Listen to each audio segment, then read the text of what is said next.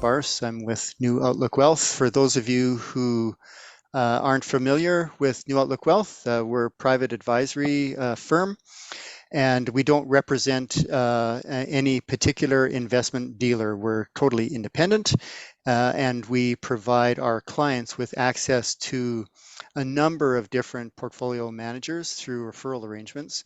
This is great from a client perspective because of that independence, we can place them with a firm that we think can best suit their needs, and provide them with excellent investment advice. I'm very pleased to have 4 of our portfolio managers join us on this call. We've got Chris Chernecki from BCV Asset Management. We've got Brent Smith from Kinsted Wealth. We have Sheila Wilson Cole. Did I say that right, Sheila? Yep, that's correct. Okay, from Cardinal Capital in Winnipeg, and Derek Benedict from Harness, and he's joining us from Toronto. So welcome everybody, and I'll turn it over to Chris to get us started. Chris, if you could, introduce yourself and BCV, tell us a little bit about your firm and what you've been seeing over the last quarter, year to date, in your world. Thanks, Alan. Good afternoon or good morning, I guess, depending on the time zone for where callers are logging in. My name is Chris Chernecki. I'm one of the 8 portfolio managers here at BCV in Winnipeg. When I think about our outlook or what we're seeing and doing, I think it's important to remember or to reiterate the firm or our investment style. BCV is a investment manager that's focused on primarily income by way of dividend income from businesses. So our style or focus or philosophy would be investing in companies that are paying income, growing income over time, and also looking at investing in companies at reasonable values. That approach would drive our outlook and drive the actions that we take from what I would call a bottom-up standpoint. So when I say bottom up, I mean that we'll be looking at the underlying fundamentals of each individual stock or business in your portfolio first and foremost. Yes, of course, we are taking into account the macro environment, taking into account the impacts that rising interest rates and inflation have had on the consumer, have had on the economy at large, and probably most importantly as an investor, have had on the businesses that you're invested in your portfolio. In particular, sales growth objectives, cost control with inflation, and ultimately their profitability and their ability to grow that profit over time. Personally, when we talk about the macro or one of the larger issues right now with the rising interest rate environment, I wouldn't be surprised if the Federal Reserve looks to raise rates again, and in order to combat inflation. And I also wouldn't be surprised if rates stay at these higher levels for much longer. If you go back 2 or 3 years ago, it wasn't too long ago when interest rates were at 0% and the real rate of return was negative, and the worry and the fear in the market was that 0% interest rates are not sustainable, are not healthy for the market, are not healthy for the long term of the investment market. Well, fast forward, and we are actually at rate levels now that are more quote unquote normal levels if you go back in history, which is likely better and more healthy for the economy and better for the investment market in the future. The problem or the challenge has been that they've just come up so quickly and so fast. And that's been detrimental, obviously, for the bond market, and then the uncertainty that's played in on the equity side with the stock market. So just the speed at which it's come up has been a challenge.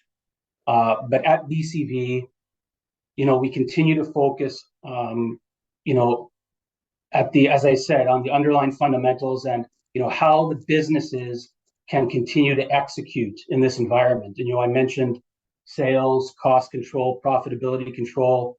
These are all factors and things that we're looking at on a quarterly basis, and that are you're in a dynamic environment that can change quarterly. Also, probably important is how the values of the businesses and the stocks are responding in this environment. And we see both sides of it. We see opportunities where in our opinion, companies may be what we would consider fully valued based on their underlying fundamentals and their forecast for the future. And those could be opportunities that we're making changes to trim stocks in your portfolio, or sell outright. And then conversely, there's a lot of opportunities right now in the market where companies have been disproportionately undervalued, in our opinion, based on their underlying fundamentals. And it's a great opportunity to invest in companies where we think the longer term value and price is much stronger than it's currently at. So respect for time for all of my colleagues. I'll probably just conclude for our investors by reiterating that we are fully aware of the macro and the rising interest rate and inflationary environment that's happened and impacted businesses. But we continue to feel confident that our investment style of investing in relatively conservative companies with strong cash flows and stable balance sheets, market leaders in their sectors, enables us to continue to compound growth for our investors in any market environment. Thanks, Chris. Okay. Just for our participants, if you have questions that you want to pose to any of our panelists or to myself, you can record those questions in the chat. We'll be monitoring those, and there'll be some time at the end of the presentations to deal with some of those questions and put those questions to one or all of the panelists to jump in on. We're going to keep this to within 1 hour, though, so we will be ending this presentation on the hour. Next up, we've got Brent Smith from Kinsted Wealth. Kinsted's got a different approach, kind of unique in a sense in terms of asset management. And Brent, I'll just turn that over to you and let you introduce yourself and your firm, and tell me what you see going on and what your firm is doing right now. Yeah, well, I think Chris already answered all the questions everyone's going to have about the outlook, so I don't think I'll have to get into that. Thanks, Chris. So yeah, I'm Brent Smith, Chief Investment Officer for Kinsted Wealth, and yeah, we do have a relatively, I think, unique investment platform within the Canadian wealth management space. Is that we take more of a pension style approach to wealth management. We believe that the investment universe is much broader than just publicly traded stocks and bonds. Just to put that in perspective, I think I was looking at this yesterday as a overall AUM of our firm. We probably have about 23% in publicly traded stocks. We currently don't have any traditional fixed income assets, so that'll give you an idea of how broadly diversified we are. We've got I think I wish I had a slide here. Unfortunately, I've got technology issues. I think I would say that we've got a relatively simplified investment platform, given it's just a number of different pools. But each pool is very, very diversified. If you look at our strategic income pool, that's got exposure predominantly to private credit and infrastructure debt and mortgages and music royalty trusts, and anything that's kind of where its core focus is income generation, that's going to be in our strategic income pool. And to put this perspective, just last quarter, where bonds, if I believe the Canadian bond universe was down something around 3.8 or 3.9%, and our strategic income pool was up about 3%, and that's really a reflection of a couple of different assets, predominantly U.S. residential credit that did exceptionally well for us. And then we have something like our real asset, which I think speaks for itself, which is agriculture, timberland, private real estate, and private infrastructure. So, you know, what we're trying to do is, and the main reason we've structured our platform with a pool, within a pool structure, is the vast majority of the investments we make, the minimum investments tend to be around the $10 million US range. So the only way that we're able to provide our clients with exposure to these more what I would consider institutional class investments or limited partnerships is through a pool structure where the pool is the accredited or qualified investor. So we've got a lot of interesting, you know, I'm a big fan, to be honest with you, of private infrastructure. I think it's really underrepresented within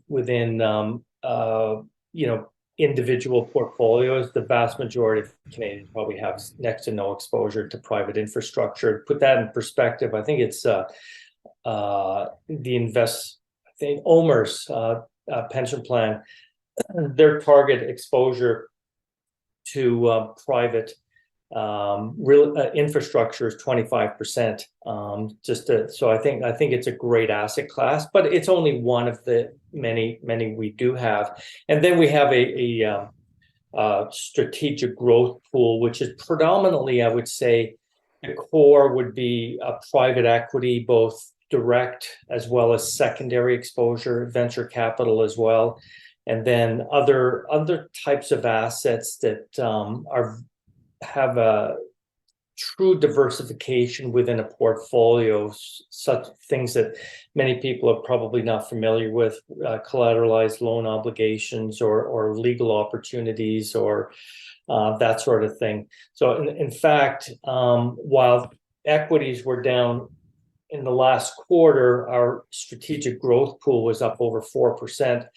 And the main reason for that is we had several of our private equity holdings that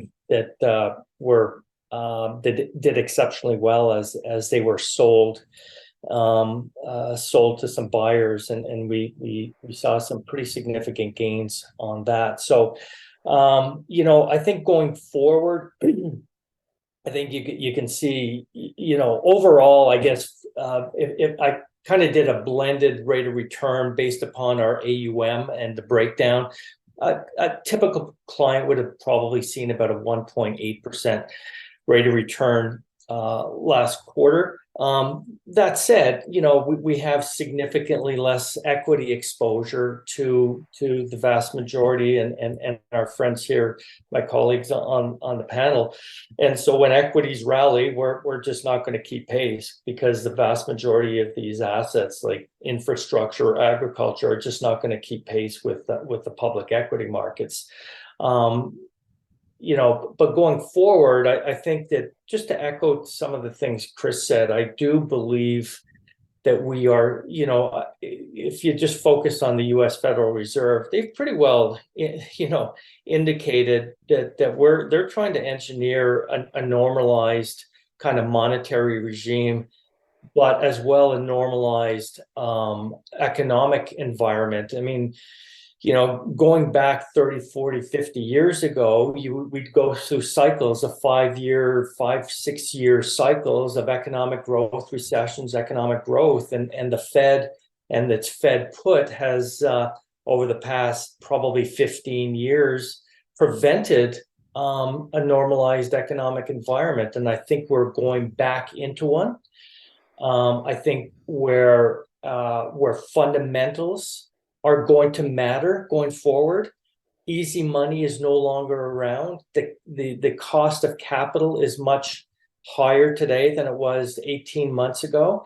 So I think for stock pickers like my colleagues here, I think going forward is going to be a great environment for bottom-up stock pickers, because fundamentals should matter, and I think they will matter going forward. So that was, I timed myself. That's just over 7 minutes. So I'm gonna be quiet and hand it over to someone else. Well, thanks for taking the rein on yourself and not making me Yeah. jump in there to. Yeah, I like to talk, so I mean, I got to be reined in at some point. Indeed. Thanks very much, Brent. Sheila, let's Okay, turn it over to you. Why don't you introduce yourself, tell us a little bit about Cardinal Capital and what you see in your world.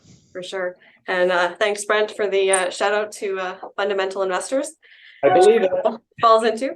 I'm one of the portfolio managers here at Cardinal on our investment team that's composed of portfolio managers, and then we also have analysts that do a lot of the detailed research for us. So just going back to the third quarter, certainly equity markets started out on a positive foot, but we saw some weakness, and as has been alluded to, a lot of that was due to the rapid acceleration in interest rates. Most of the sectors, when we look at the TSX, they were in negative territory, with really the only bright light being energy, as we saw a big rise in oil prices. It's interesting looking back over the year to date and the 1 year numbers. The Canadian market has certainly been comparatively weak, but then when you drill down into the S&P 500, which of course, when you look at the headline number for total return, it's been quite strong. When you drill down beneath the surface, there is a lot of weakness that is showing through there. That index is up about 13% year to date, but on an equal weight basis, it's only up about 1.8%. And we strip out the Magnificent Seven, one of our latest acronyms there, it's into negative territory. So we certainly think there's a lot of good opportunities that a lot of stocks have corrected, and that's something that we're taking a look at. So a lot of stocks really haven't participated in the strength that we've seen.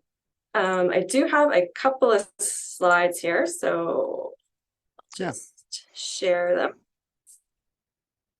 You can see that okay? Not yet. Nope. Okay. Here we go. Okay. All right. Okay, so when you just looking at the dividend strategy, so Cardinal's approach encompasses dividend paying stocks along with quality and value as some of the components, the key components that we look at. I thought it was interesting just taking a look at the performance year to date of some of the dividend strategies. You certainly see that divergence between the TSX, the total return, and some of the dividend approaches, and using a few ETFs to demonstrate those. It's even a bigger divergence when you take a look at the US market. And we do see these occur in short time periods. So I think it's really important to keep in mind the longer term.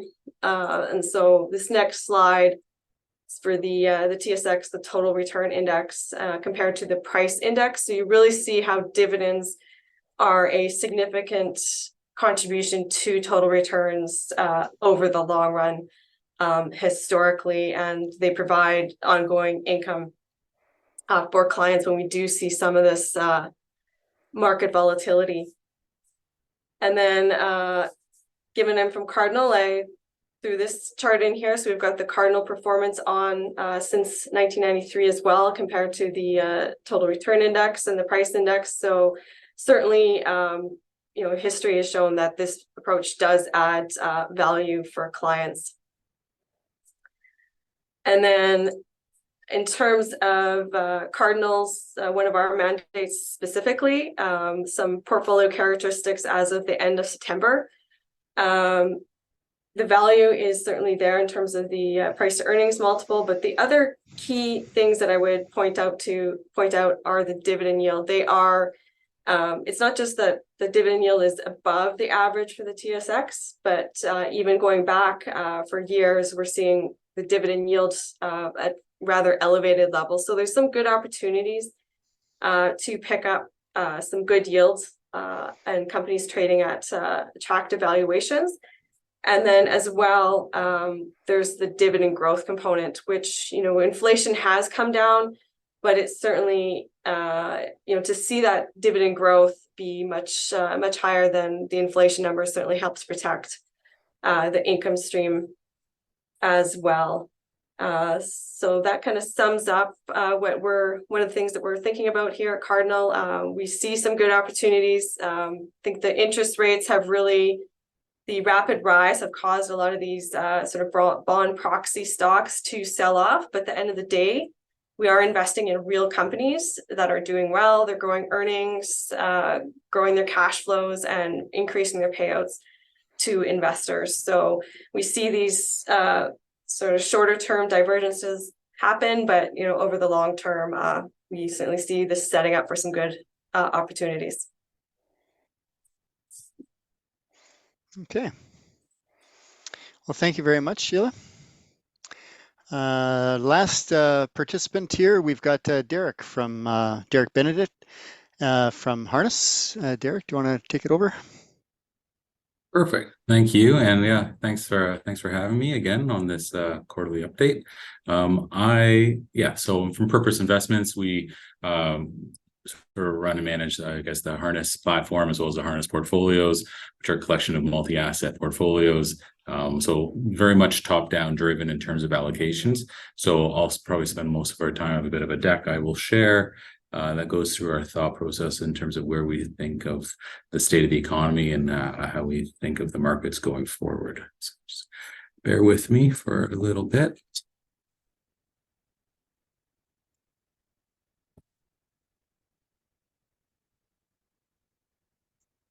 All right, can everyone see that?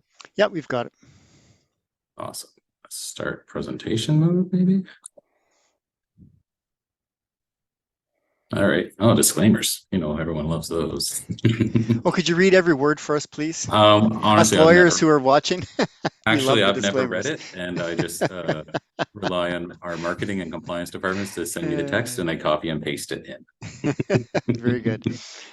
So what do we have this year? This is going back the past 3 years. We call it the good, the bad, and the I guess so far yet to be determined. Not ugly, but the past couple months have been a little bit ugly. You have 2021, you know, a great year, great for the markets, very much fueled by stimulus and low yields. 2022, bear market in the US, removal of any of that stimulus and rising bond yields. 2023, markets had a pretty, even from our standpoint, a surprising rebound, pretty strong. But you're also struggling with, you have falling inflation, which is good, but you're having bond yields continue to rise, and a sort of resilient economy. So sort of iffy so far in 2023, and it remains to be a little bit challenging to see how we are going to finish towards the end of the year. But I mentioned yields, and I think that this is probably the most important chart for any investor, regardless of your asset class. It's been a pretty dramatic rise in a very short period of time. You know what? I'm a technician at heart, a chartered market technician. So if I see a chart like this, instantly I like to draw my sort of support resistance lines. So we're approaching sort of the highs from 05, 06, 07, and I would target these as sort of the area that markets are going to take a step back. And a number of months ago, I had 5% as pegged as an area that for US 10s where we maybe could add a little bit more duration to our portfolios. And we're just in the midst, we didn't quite hit it this morning, but a couple basis points off. So we're in the midst of sort of rejigging some allocations to see how we can do that and take advantage of that from a longer term perspective. In terms of like what's driving yields right now, you know, it's been it's been persistent strength and surprising strength for the global economy. It's not so much inflation fears anymore because inflation is cooling. But I think more and more now you're having, especially on the US, and the US is the benchmark rate that I think drives most other yields globally. But it's actually more technically driven, I think, now than it used to be. Like you're having robust government bond issuances with quantitative tightening. And also you're seeing like headlines from about other major markets like China selling their treasury. So all these kind of factors are continuing, and they're just additional drivers of yields and what's going on. So a big question, I think, for a lot of investors is, are bonds broken? Here's a chart. The bottom panel here is the stock to bond correlation. Typically, historically, pretty negative. 2022, much to the chagrin of any balanced investor or 60-40 proponents, the correlation got very positive.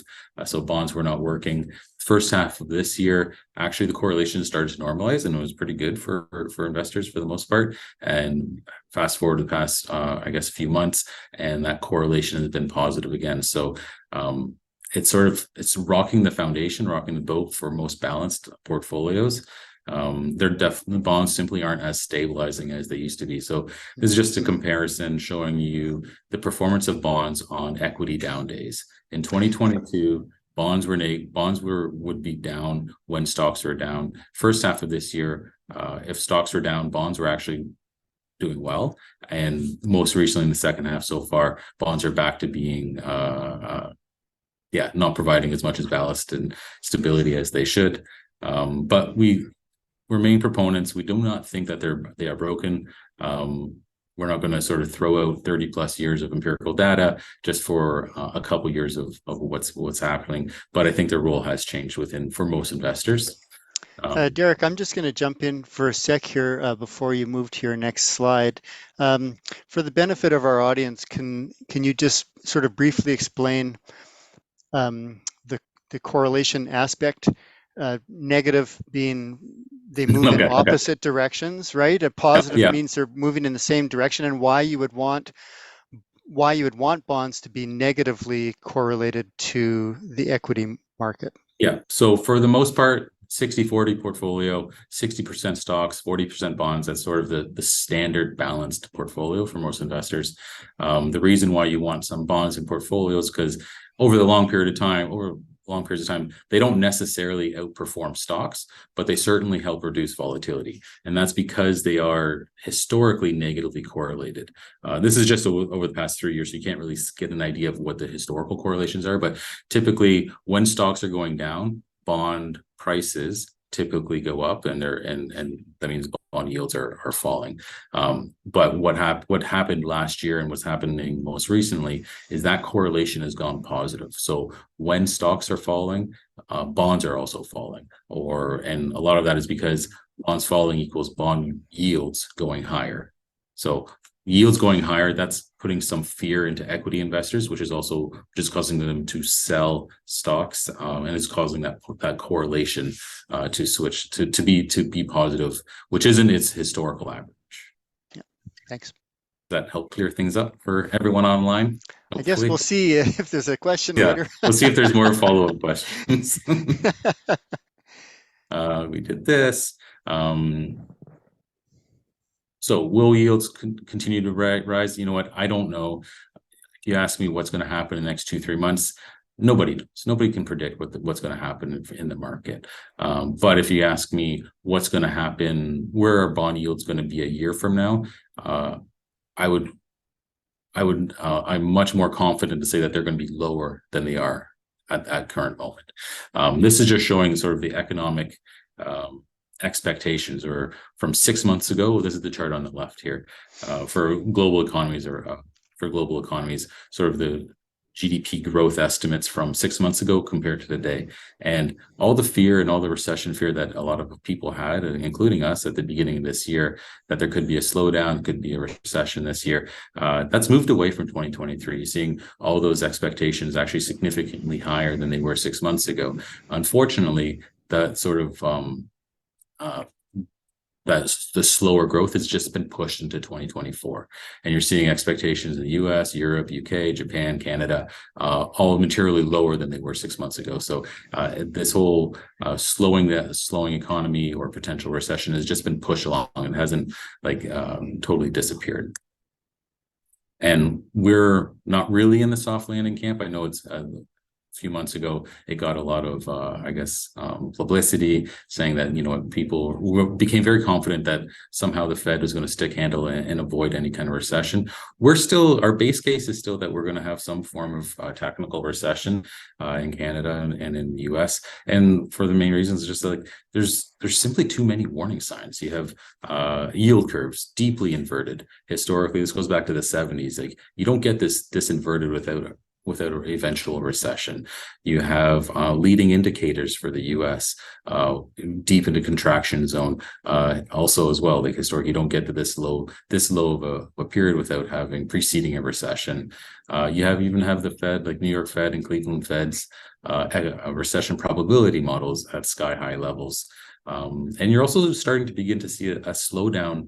This is global trade volume, and you're seeing global trade volume start to tip over, not crater, but stop going up and slow down and start to roll over. And this has also been historically something that's preceded economic slowdowns.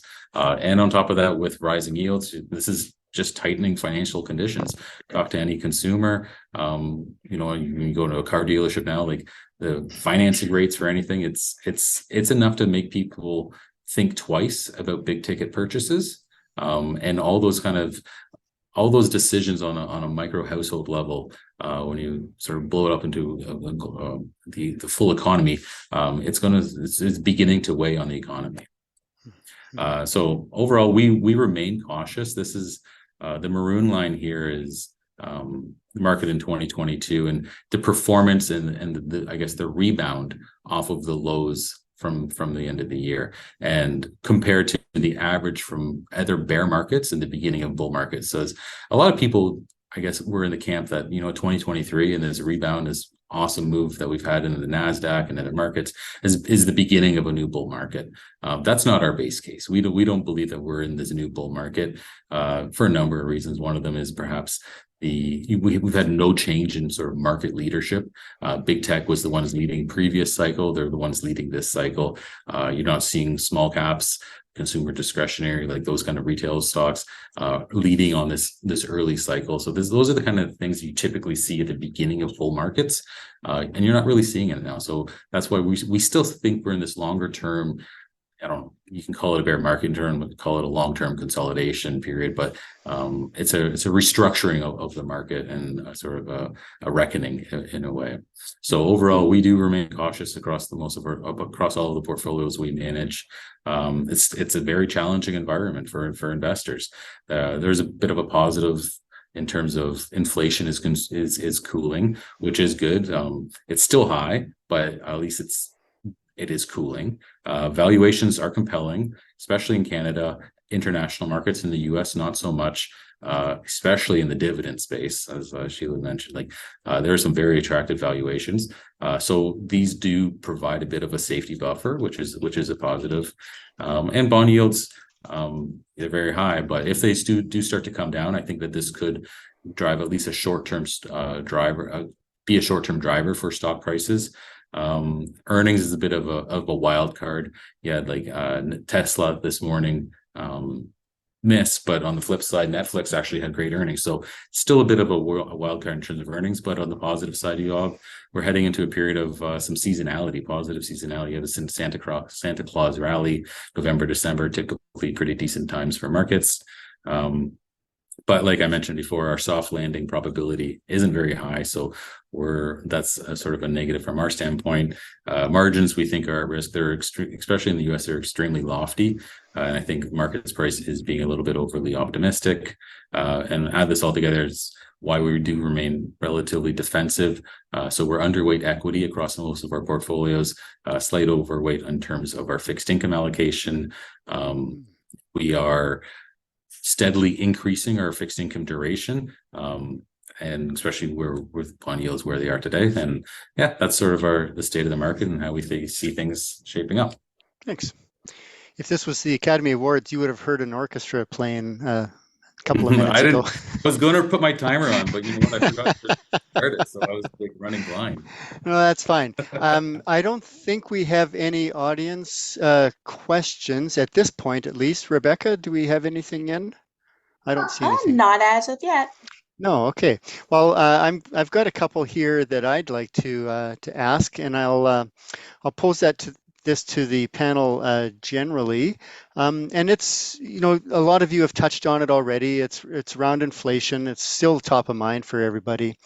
There's been some signs that it's you know, starting to moderate a little bit, but you know, it's a very short time in terms of what, you know, where we've seen these numbers starting to come down. So it's really not a trend. I don't think anybody can call it that.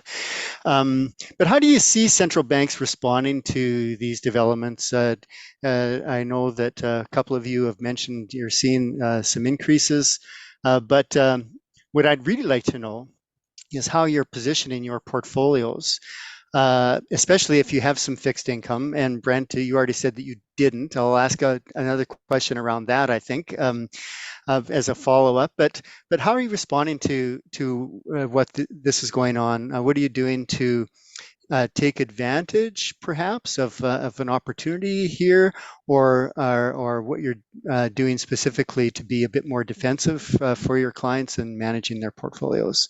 Maybe Sheila, I'll ask you first. Yeah, for sure. So when it comes to our approach to managing fixed income, we tend to be buy and holds. On the bond side, generally, the bonds are there for clients who are taking out payments, so we do structure it to reflect that. But overall, we are moving the duration out more so. We have been short duration for a number of years, which has helped us out. But now, as we're starting to see those longer term rates move up, we can move that duration out, take advantage of some higher yield. So you're actually getting paid to buy bonds now. And we do think that next year we'll see rates start to come down. So it makes sense to move that duration out at this point in time. And we also feel that, as Derek was touching on, that over the longer term, the bonds will start to move opposite to equity. So they will provide some protection for our clients who are in more of a balanced portfolio, so that they'll go back to, you know, helping on that front. And for the benefit of some of the participants, when you say duration, you're talking about the term of the bond that you're buying. If, you know, it could be a short-term bond, you know, 1 to say 5 years, or it could be longer. Some of the government bonds might be 30 years or more. Why would you be wanting a longer-term bond when they're paying these yields? Yeah, it's because, of course, if you buy a 2-year bond, you're going to get a higher yield. So I think if you're needing that money in the shorter term, that can make sense. But then if you're going to just reinvest it in 2 years, you're probably looking at lower rates when you go to reinvest it. So one thing to also keep in mind is the reinvestment risk when it comes to bonds. So hence we are looking at laddering out a bit farther. So we have bonds from a year to up to 10 plus years in our portfolios. And the longer duration bonds will increase in value more if interest rates come down because of their long-term duration, right? Correct. Yeah. Yeah.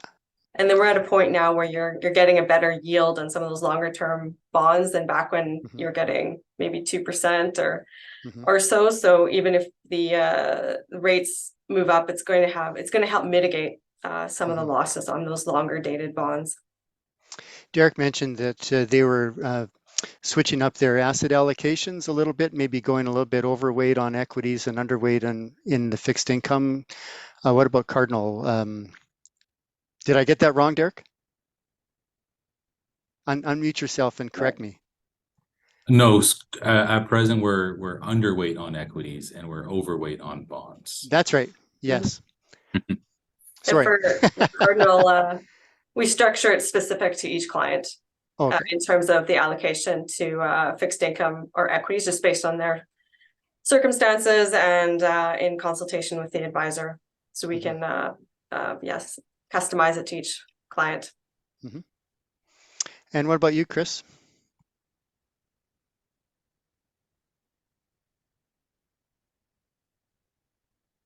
Can you hear me now? I sure can. Yep.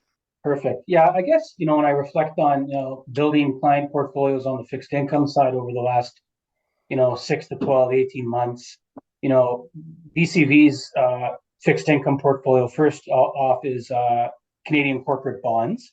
So we don't typically, we do have some, federals that we can put in portfolios now, but traditionally historically it's been primarily corporate. And just because of the yield curve inversion, meaning that short-term rates have been longer or higher than long-term rates, it's just made sense for a lot of the portfolios that we've been building to put, when you speak of duration, and 2, 5 or under years, because you are getting more yield. Does it make sense to as Sheila was saying, allocate more to longer term? For sure, because with reinvestment rate risk, we don't know where rates are going to be in 2-3 years, but traditionally longer term maturities do have longer yields, right? So as those bonds roll over, if rates do normalize, you will get a better yield on your longer dated maturities. And then from an overall portfolio standpoint, we've typically been from a if you take your 60-40 traditional mix, we've historically had a bias to overweight equities, but just recently, we just had a discussion where, we're looking to potentially move a little bit more to fixed income, in particular into the 4 or 5 year duration range, but more of just a tactical adjustment than a large move.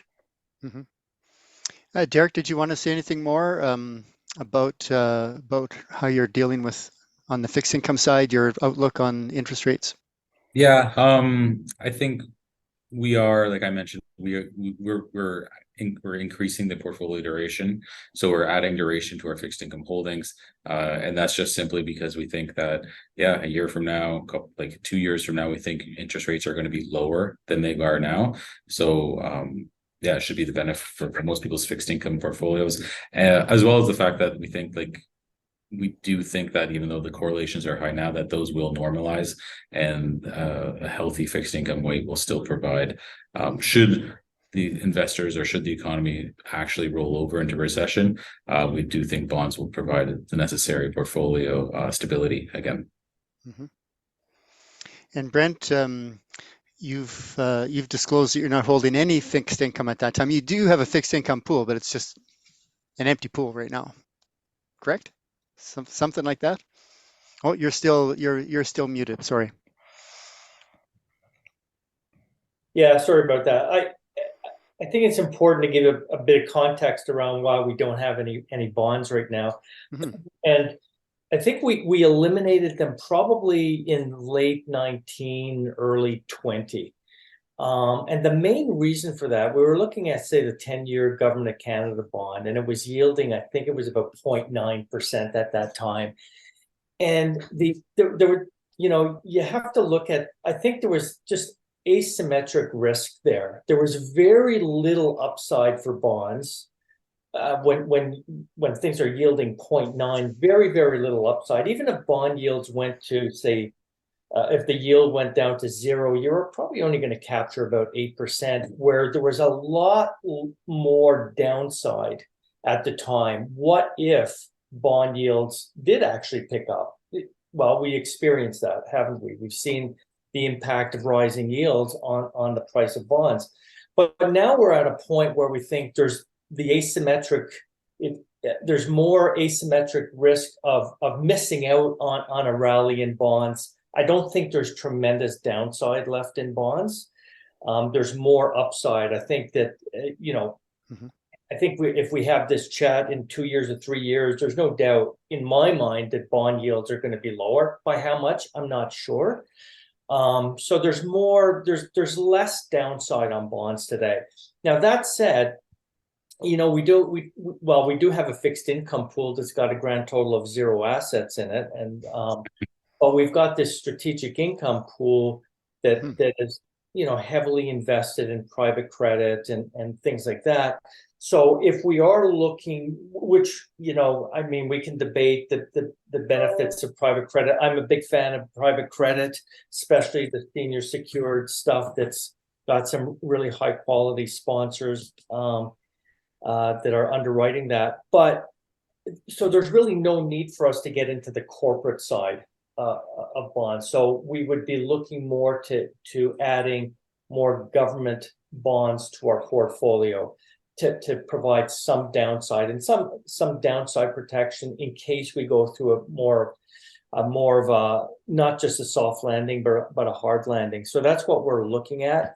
No need for corporates when you are getting, a lot of private credit is yielding, the floating rate plus 500 to 700 basis points. So you're looking at 11 to 12% on private credit today. And then there's other areas of income that we continue to like as well. So that's our approach to the fixed income part of our portfolio. Thanks. And if you were to reallocate some money into fixed income, would you be reallocating that from your from some of your equity pools? Would you be allocating that from your income pool, your strategic income pool? How do you see that kind of playing out? Yeah, it really is an asset allocation decision. Again, recognize that we have a pretty small allocation to public equities anyway, 23-ish%. It would probably come from some areas within our strategic income pools, like mortgages. That would probably be the area that we would fund an allocation to government bonds, would be probably from that area. Again, it's tough to reallocate from private credit when they've got longer lockup periods than your traditional. And you can always allocate cash too, right? That's, I mean, you know what? We do have a pretty big cash weighting in all of our pools, and there's nothing wrong with getting over 5% in cash. That's right. Yeah. Yeah, thanks. Just checking to see if there's any other audience questions. I don't see any at this point in time. I know that we've got about 10 minutes left, and I promised that we'd wrap up in the hour. Let's move over to the equity side of things a little bit. There's been some significant volatility in the last 6 months. Well, let's face it, in the last 2 years. Lots of ups, lots of downs. What are the drivers behind this volatility? And how are you positioning your portfolios to navigate that side of the equation? Maybe I'll give Chris first shot at this.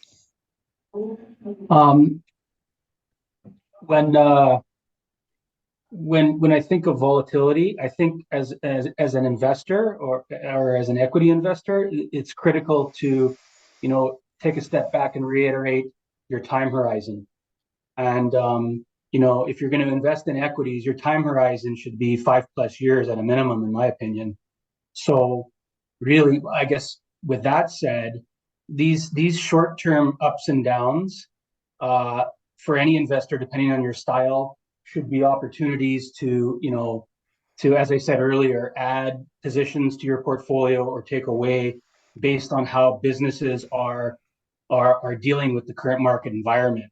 And as a long-term investor, we take a more patient, long-term approach to holding equities. So, we could have a company that, has sold off in the market, but we still believe in the long-term underlying fundamentals of the business, and it could be an opportunity to buy more. So, volatility isn't necessarily a negative. And to your point on negative returns or short-term negative returns, I think it's just really important as an investor to remember that you have a long-term time horizon and that you will have negative returns from time to time in equity markets. That's part of the investment process. Derek, what's driving this? I think, yeah, bond yields, I think, is the biggest driver. But I don't think you can also, it's always going to be there, these sort of black swan events, but like geopolitical tensions, I think, are also driving some of the current volatility. Yeah, I think those are the big drivers, and yeah, I think that's why we prefer to we have a bit of a safety bucket of elevated cash balances, and I think we use it as a bit of a add some optionality to sort of take advantage of volatility and increase some assets that, or buy into positions in certain assets that I think reach some of our price targets. That's how we're dealing with it. Mm-hmm.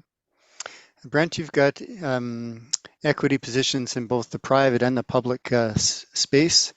We don't have to worry too much about on the private side. I mean, those are truly, you know, the reality is, and Chris, you mentioned this, is that equities should be considered your long-term invest. You know, you should have a very long-term outlook on equities. Unfortunately, I think we can all agree that not everyone has a long-term approach to equity. So, but with our privates, you know, we do have to take a long-term approach. I mean, most of these private equity funds we've committed to have 8 to 10 year time horizons. So, you know, we're you know, that's one of the benefits of private equity. The managers are given the ability to really add value to their businesses, and unfortunately, sometimes with on the public side, is that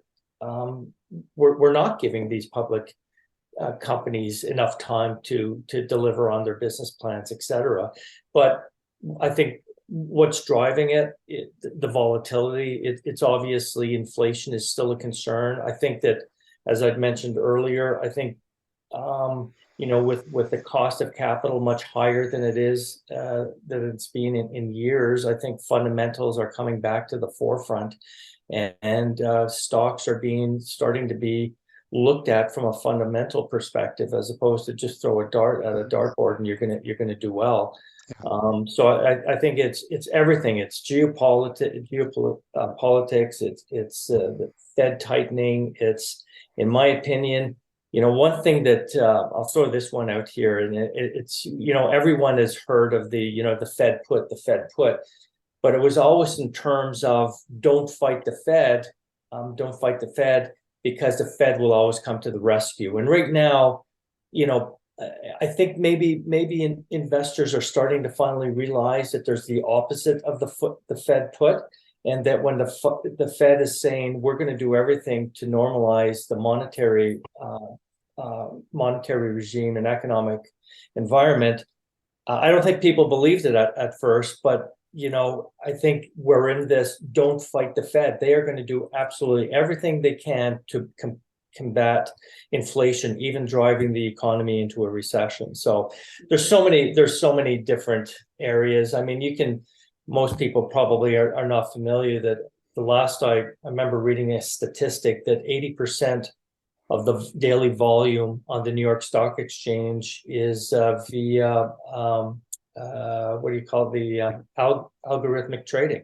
So they have a big influence on the day-to-day volatility. I was just looking at the markets today. The markets started down. They were up 50 or 60 basis points. They were down, they were up, and now they're down again. Just the minute, it's not even day to day or week to week. It's minute by minute volatility. It's insane. Yeah. Sheila, I'll give you the last word on this. Sure. Yeah. So some good points there. I mean, it does seem like the market can move, you know, minute to minute.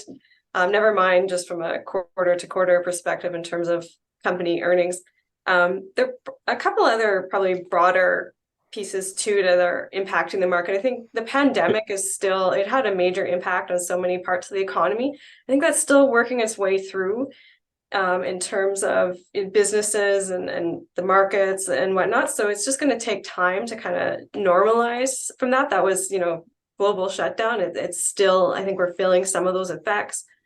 The end of the, you know, 40-year bond bull market as well. You know, most of us weren't around, or at least not actively investing when rates peak. So it's kind of, you can't use that same playbook that we've perhaps used over the last 40 years. But for us, it really comes down to just keeping an eye on the fundamentals. If a company's growing their revenues, growing their earnings, and showing stability in that, we, try to not to worry about what's going on in terms of the day-to-day moves in the stocks. And that's something that we try to talk to clients about as well. Yeah, thank you. Okay, we're going to wrap it up. I'm going to give you each 45 seconds to talk about your silver lining. We're like lots of bad news out there, right? Lots of dark clouds on the horizon. I'll leave the metaphors alone now.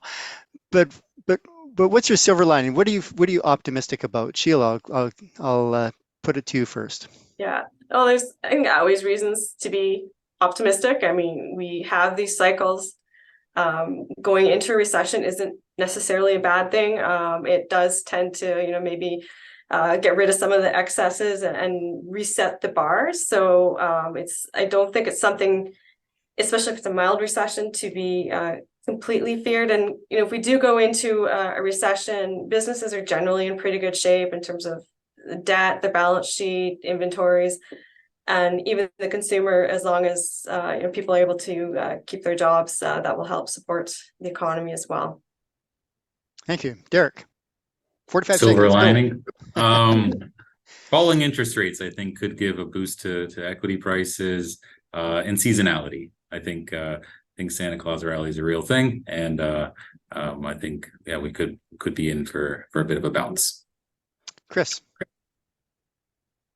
I'd just say that silver lining is that this is part of a normal market cycle. We never know how long it will last, but investing in equities, and fixed income for that matter, you do have ups and downs, so it is normal. The silver lining could be that, if you are deploying money in a market right now, you could be investing in securities that are, potentially undervalued versus their long-term underlying fundamentals, and could be good opportunities if, again, you do have a long-term time horizon. Brent, you've got the last word. Well, I got the last word, but you get the second last word. You're the penultimate speaker.